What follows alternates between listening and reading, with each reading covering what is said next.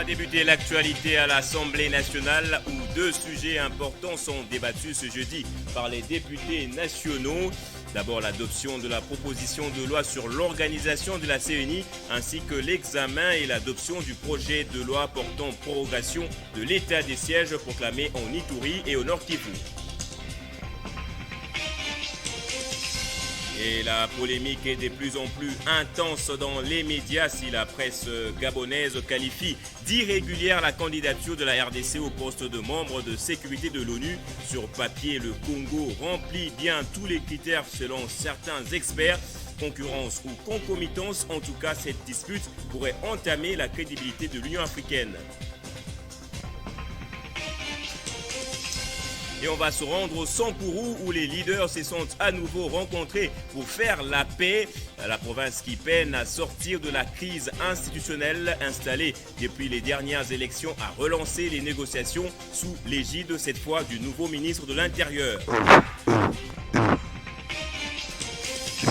Encore un autre diplôme de mérite décerné à Jean-Marie Kassamba. Son travail et son professionnalisme ont été reconnus cette fois par la société civile Réseau de rassemblement des ONG et ASBL pour la bonne gouvernance. Ils ont fait le déplacement de Télé 50 pour lui remettre la distinction. Vous allez les suivre. Madame, Messieurs, bienvenue à vous tous et merci d'être avec nous sur Télé 50. À la une de l'actualité, les députés nationaux examinent ce jeudi la proposition de loi modifiant et complétant la loi organique portant organisation et fonctionnement de la CENI.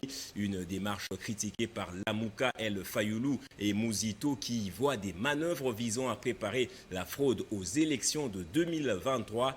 Le vendredi dernier, la plénière avait approuvé le rapport de la commission PAJ. Et toujours à l'Assemblée nationale, la plénière d'aujourd'hui examine également le projet de loi autorisant la prorogation de l'état de siège. Ce projet adopté lors de la dernière réunion du Conseil des ministres a été déposé le mardi dernier à la Chambre basse du Parlement. L'état de siège expire en principe dans 3 jours, soit ce 6 mai. Et on en vient à cette candidature disputée entre la RDC et le Gabon au poste de membre non permanent du Conseil de sécurité des Nations Unies pour la période 2022-2023. Le pays d'Ali Bongo tente de discréditer la RDC à grand renfort des médias en qualifiant d'irrégulière sa candidature. Une position que conteste la RDC qui n'avait plus siégé 30 ans depuis sur l'échiquier international comparativement au Gabon qui a occupé ce poste il y a moins d'une décennie. Sur papier, les critères sont plutôt à l'avantage des Congolais, affirment certains experts, alors que les élections auront lieu ce 11 juin. Et pour en parler, nous sommes justement en ligne avec le professeur Hans Banyeki, docteur en relations internationales. Bonjour professeur et merci d'avoir accepté de répondre à nos questions. Alors vous suivez de près la situation au sein de l'Union africaine. La candidature de la RDC est-elle vraiment irrégulière, professeur? Le besoin c'est qu'on arrive à 15 membres qui composent le Conseil de sécurité aujourd'hui.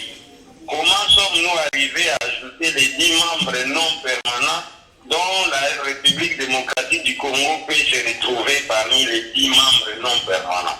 Il s'agit là d'un système de rotation en tenant compte de l'ordre alphabétique en anglais. Et donc, l'Afrique a droit à 3 sièges. Si la République démocratique du Congo est repris en tenant compte de ces 3 pays-là, avec l'ordre alphabétique, le Gabon ne peut pas s'opposer à ça.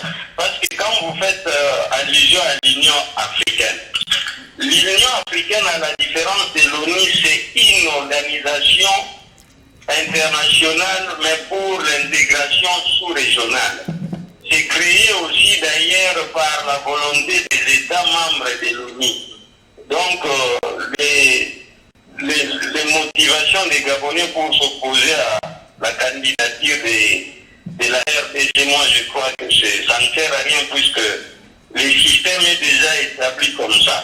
C'est au niveau de l'Assemblée générale des Nations Unies qui compte aujourd'hui 193 États membres qui aura vote pour qu'on accepte la candidature de la RDC comme membre permanent. Tout va se jouer au niveau de l'Assemblée générale des Nations Unies. Professeur, qu'attendre alors de cette candidature au regard des acharnements qu'il y a des part et d'autres et quelle incidence cela aura justement sur la santé diplomatique de la RDC?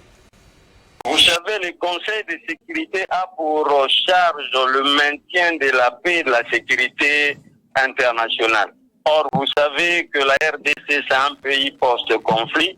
Et si nous nous retrouvons parmi les 10 membres non permanents sur les 15, parce que toute décision doit être prise par un vote positif. Sur les 15 membres, il faudrait que 9 membres se prononcent pour que la décision passe. Donc si la RDC est là, ça peut nous aider à plaider aussi pour l'intérêt de la RDC qui est menacée du côté de l'Est avec des forces négatives que les Nations Unies traitent déjà des terroristes. Merci, monsieur le professeur. Je rappelle, vous êtes docteur en relations internationales. Vous êtes un homme qui a voué sa vie au bien du peuple et le monde de la télé. Vous êtes également défenseur des valeurs de la RDC. Ce sont le propos de la société civile, réseau de rassemblement des ONG et ASBL pour la bonne gouvernance à l'endroit de Jean-Marie Kassomba. Ce jeudi, cette organisation de la société civile a remis un diplôme de mérite au directeur général de Télé 50 pour son professionnalisme et son travail abattu en tant qu'homme des médias. Nous, société civile, réseau de rassemblement des ONG et ASBL pour la bonne gouvernance, avons décidé de faire quelque chose ensemble avec lui, lui honorer. Nous n'avons pas voulu le faire s'il n'est plus. Comme il est vivant, nous devons l'encourager, le booster, d'aller de l'avant. Votre compétence, votre professionnalisme, vos qualités humaines, notamment votre capacité d'écoute, votre esprit d'ouverture, votre sens du dialogue, votre niveau spirituel élevé en dignité ont assuré le succès de votre mission. Depuis que je suis revenu dans notre pays, je ne fais que ramer parfois contre-courant. Mais les contre-courants rencontrent beaucoup de sympathie parce que les gens trouvent que le résultat qui est produit est dans le sens de donner du sens positif à notre pays, à notre jeunesse, à nos institutions, à ces grands pays qui a tellement d'atouts. Et j'aimerais ici rappeler que toutes les grandes figures qui ont jalonné l'histoire de notre pays, ça part de Kimpavita, de Lumumba, de Kasavubu, de M. Laurent Désiré Kabila, de Tshisekedi, et surtout de Joseph Kabila, qui a transmis pacifiquement le pouvoir à son successeur, le président Tshisekedi. Toutes ces grandes personnalités ont une seule préoccupation: faire mieux, donner du sens à notre pays pour que ce pays rayonne dans le monde. Et le nouveau commandant du secteur opérationnel de l'Ituri reste déterminé à rétablir la paix dans cette partie du pays, selon la vision du chef de l'État. Il a fait savoir lors de la prise de fonction en remplacement de son prédécesseur.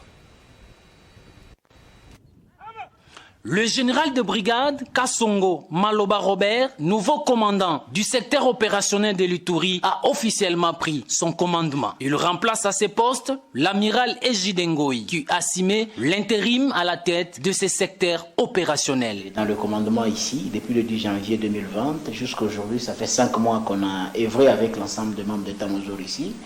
On a fait ce que nous on pouvait faire et ce qui est resté là, je crois que vous allez faire aussi mieux que nous autres. Mes sincères félicitations et toutes les bonnes choses encore. Bonne chance. Le général Kassongo Maloba Robert, il était nommé dans le cadre de mesures d'accompagnement de l'état de siège pour traquer et neutraliser les groupes armés dans la province de l'Ituri. Nous allons continuer poursuivre sur le même lancé. Nous vous remercions pour votre accueil et nous sommes là. La priorité, ce ne sont pas les réunions, c'est l'efficacité sur terrain, la détermination. Et ça, non, ça c'est mon modus operandi. Donc, nous allons continuer à travailler ensemble. Rappelons que le général Kassongo Maloba Robert vient de Kalemi, où il était commandant de la 22e brigade de réaction rapide et commandant des opérations Usalama dans la province du Tanganyika. Désormais, les commandements de l'état de siège en province de l'Ituri sous l'œil vigilant du lieutenant-général Luboya Kashamadjoni est donc au complet. Et une délégation des chefs de division provinciale au commerce extérieur a échangé avec le ministre de tutelle Jean-Lucien Boussa sur des questions d'ordre administratif et sur la nouvelle dynamique qui doit caractériser dans leur façon de travailler pour la mobilisation des recettes et la facilitation du commerce en RDC.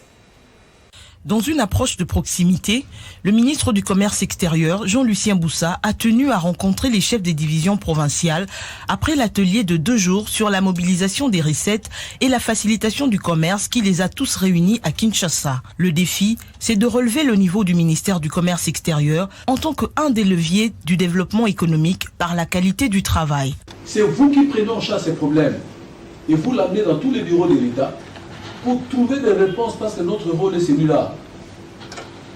Surtout lorsqu'il s'agit de l'import, exportateurs, importateurs, qui sont dans le commerce des transits. Qu'est-ce que je fais lorsque l'opérateur économique importateur, dans l'intérêt de l'État, dans l'intérêt des exportations?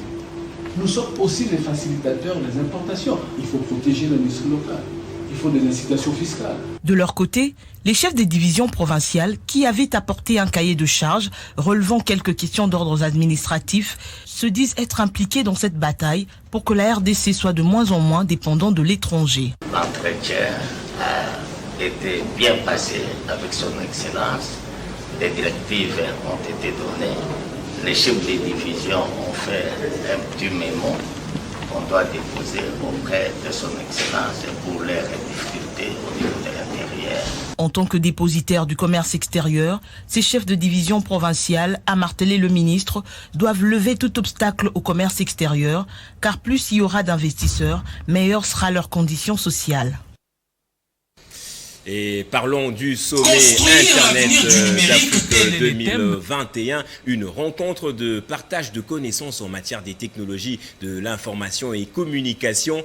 Ce sommet permet aux participants d'exploiter certaines opportunités de croissance en Afrique dans le secteur de la consommation et les services. Reportage de Jean-David Kilolo.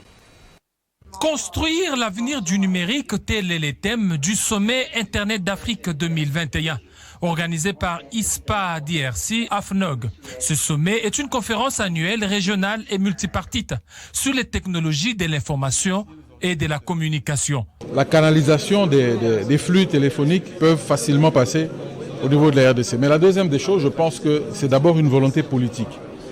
La vision du chef de l'État s'inscrit justement dans le sens d'aller vers le développement des TIC et du numérique dans notre pays. Mais l'ambition aujourd'hui, d'ici les 3 prochaines années, c'est de passer à 16 000 km de plus. Nous y travaillons, c'est presque en train d'être conclu avec la Société congolaise des postes et télécommunications. L'objectif est de rassembler les entreprises et les techniciens sur les technologies de l'information et communication en Afrique pour discuter des problèmes et des défis liés à ces secteurs. L'ISPA DRC est une association qui concourt au développement de l'Internet en RDC. Essayer d'amener des informations sur les bonnes pratiques, appuyer le gouvernement sur la mise en place des textes légaux qui permettent de faciliter les investissements pour les infrastructures et au bout de la chaîne, arriver à connecter tout le monde.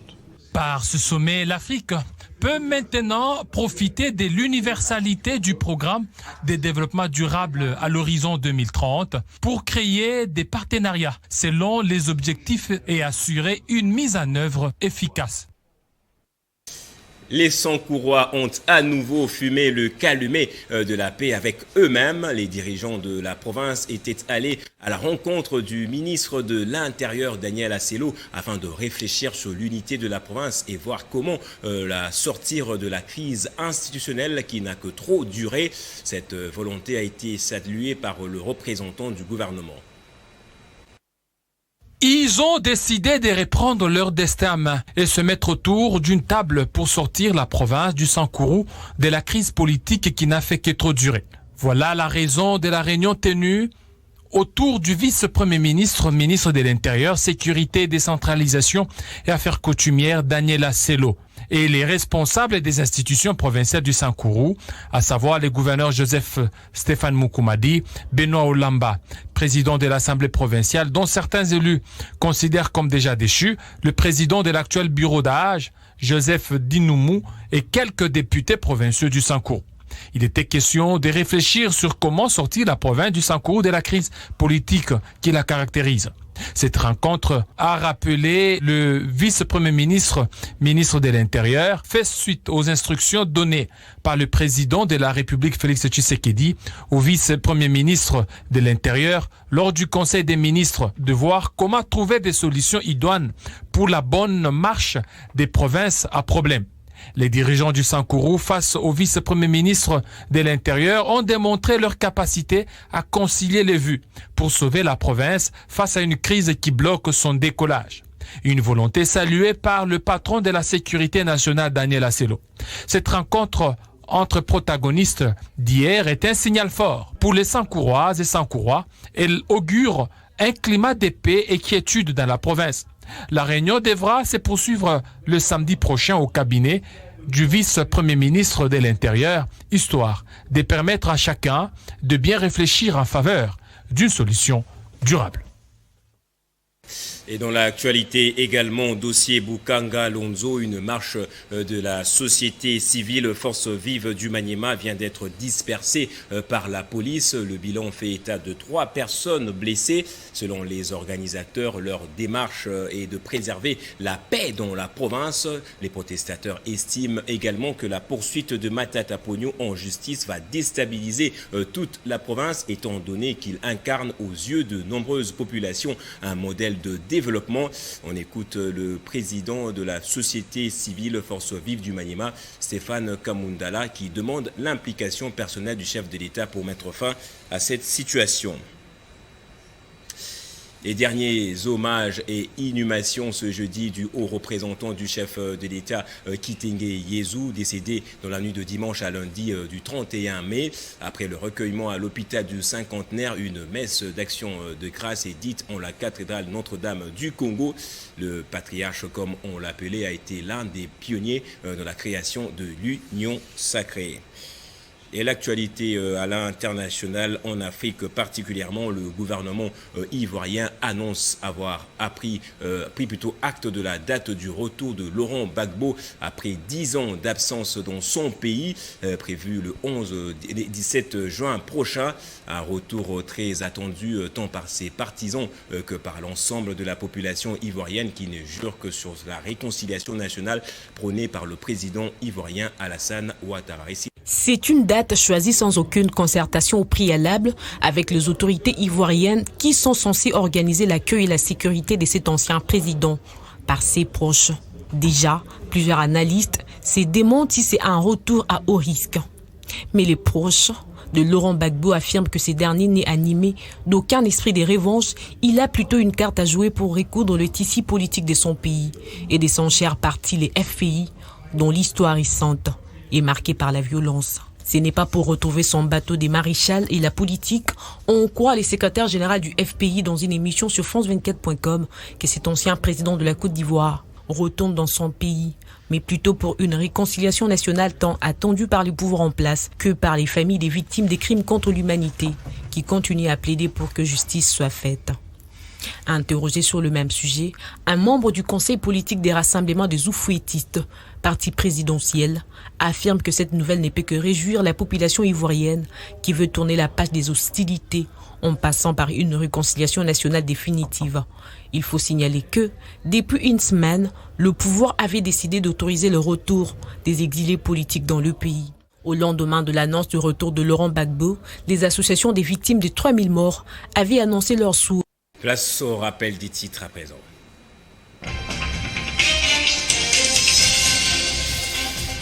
À l'Assemblée nationale, 2 sujets importants sont débattus ce jeudi par les députés nationaux. D'abord, l'adoption de la proposition de loi sur l'organisation de la CENI ainsi que l'examen et adoption du projet de loi portant prorogation de l'état de siège.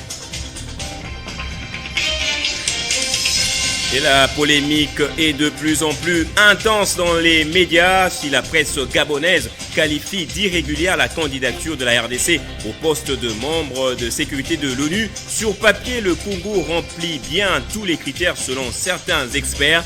Concurrence ou concomitance, en tout cas, cette dispute pourrait entamer la crédibilité de l'Union africaine. Et nous étions au Sankourou où les leaders se sont à nouveau rencontrés pour faire la paix. La province qui peine à sortir de la crise institutionnelle installée depuis les dernières élections a relancé les négociations sous l'égide du ministre de l'Intérieur. Encore un autre diplôme des mérites décerné à Jean-Marie Kassamba. Son travail et son professionnalisme ont été reconnus cette fois par la société civile Réseau de rassemblement des ONG et ASBL pour la bonne gouvernance. Ne nous quittez pas, restez avec nous, on va prendre la revue de presse à présent.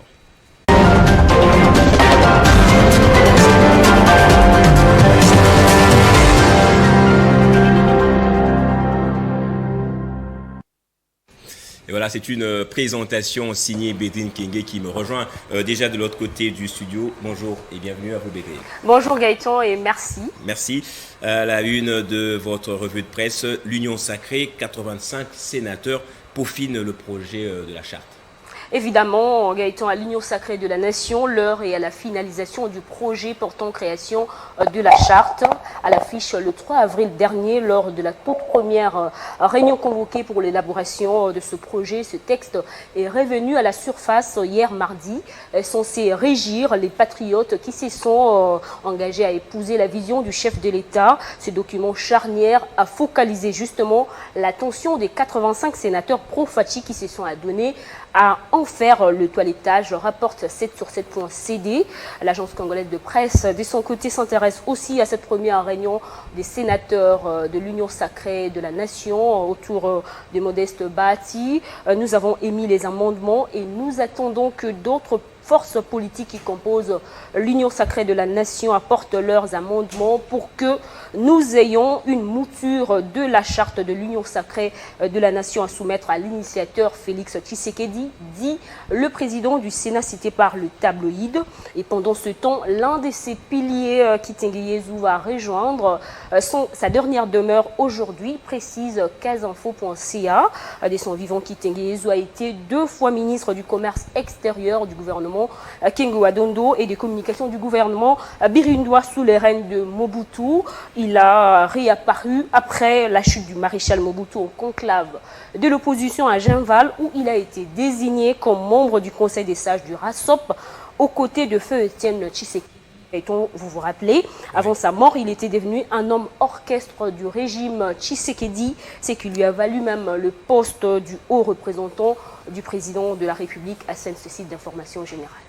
Voilà, un grand ténor s'en est allé, repose en paix le patriarche, comme on l'aime bien l'appeler. Après Kinshasa, on se rend en Israël. La position du Premier ministre Benjamin Netanyahou au pouvoir sans discontinuer depuis 2009 pourrait bien être menacée. Gaëtan, c'est encore une hypothèse, mais nous tendons vers sa confirmation encore à Radio France Internationale qui renseigne que le parti arabe israélien RAM, dirigé par l'islamiste Mansour Abbas, a formalisé mercredi soir son appui au projet de coalition anti-Netanyahou, levant ainsi l'un des obstacles à la formation d'un gouvernement en Israël. Ce dernier obstacle, Gaëtan, dont il a réussi à lever, c'est la coalition dont il dit avoir entre ses mains pour déloger justement Benjamin Netanyahou, souligne France24.com pour sa part. Serait-ce la fin d'un règne? S'interroge cette fois-ci leparisien.fr avant d'indiquer que les adversaires du Premier ministre israélien sortant, Benjamin Netanyahou, sont parvenus mercredi soir à conclure in extremis un accord sur un gouvernement de coalition inédite dont sa composition est censée mettre un terme à 12 ans d'ère. Netanyahou martèle ce site français. On va prendre, Bédrine, un sujet insolite avant de se séparer. J'en rigole déjà. Une jeune femme réveillée par les ronflements d'un cambrioleur endormi au pied de son lit. Tout à fait, Gaëtan. La jeune femme de 18 ans était rentrée tard chez elle après son service au restaurant et avait oublié de fermer la porte de son appartement. Vers 4 heures du matin, elle est réveillée par des ronflements dans sa chambre. Un homme était profondément endormi au pied de son lit, précise sur cette point B. Après vérification, elle s'est rendue compte que c'était un voleur. Et à l'arrivée de la police, les cambrioleurs fortement alcoolisés, Gaëtan, dormaient toujours, a été forcé donc de se réveiller avant d'être conduit en garde à vue. Ce jeune homme sera donc jugé pour vol aggravé. Quelquefois, quelquefois le malheur est bon. Plutôt, le ronflement de ce voleur a permis à cette jeune femme de se réveiller, a plutôt réveillé cette jeune femme de son précieux sommeil, Gaëtan, mais elle a pu récupérer ses effets qui étaient déjà entre les mains de ce cambrioleur. Est-ce qu'on est sûr que c'était un cambrioleur parce que vous avez dit qu'on l'a trouvé en état de d'ébriété? Parce qu'il était alcoolisé, il était en train de dormir, sûrement le sommeil, la fatigue, l'a pris. On va voler alors qu'on a beaucoup bu. Ouais, c'est anti-professionnel. Merci Bédrine Kenge pour cette revue de presse. Merci à vous autant, Gaëtan. Fin ce journal, merci à vous tous de l'avoir suivi. Soyez toujours heureux, madame, messieurs, et portez-vous bien chez vous.